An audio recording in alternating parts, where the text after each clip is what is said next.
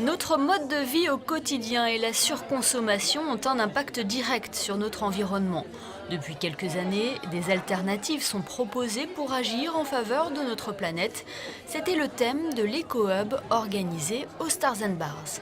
Je pense que les gens commencent enfin à s'ouvrir et réaliser que c'est important, et surtout pour nos enfants. Moi, j'ai 2 petites filles et c'est vrai que pour moi, c'est important de leur montrer. Elles vont venir bientôt pour montrer vraiment qu'est-ce qu'on peut faire et à nous de voir ce qu'on peut faire pour leur futur.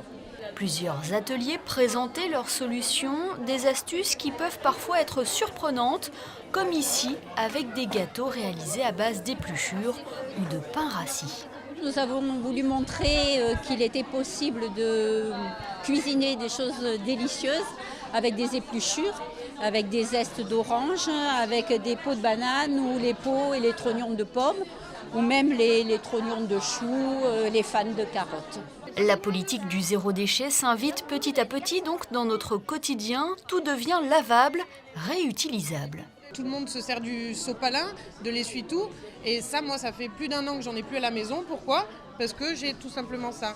C'est simplement du tissu avec de l'éponge qu'on se sert comme l'essuie-tout. Hop, on le met en machine et on le réutilise. Cette pratique peut aussi bien s'appliquer pour des cotons ou autres produits à usage unique de notre quotidien. Autre solution pour réduire notre impact sur l'environnement, mieux organiser notre rangement dans le frigidaire ou réduire les emballages. Notre idée, c'est de conseiller les usagers et aussi les commerçants en disant qu'il faut prôner du réutilisable, des matériaux les plus inertes possibles comme le verre, l'inox si c'est possible. Éviter le plastique qui constitue la majeure partie de la pollution de nos océans. Autant de façons donc de voir la vie en vert. Si la protection de l'environnement est l'affaire de tous, chacun s'engage à sa manière. Après l'interdiction des sacs en plastique à usage unique, le gouvernement princier interdit depuis le début de l'année les pailles et bâtonnets mélangeurs en plastique.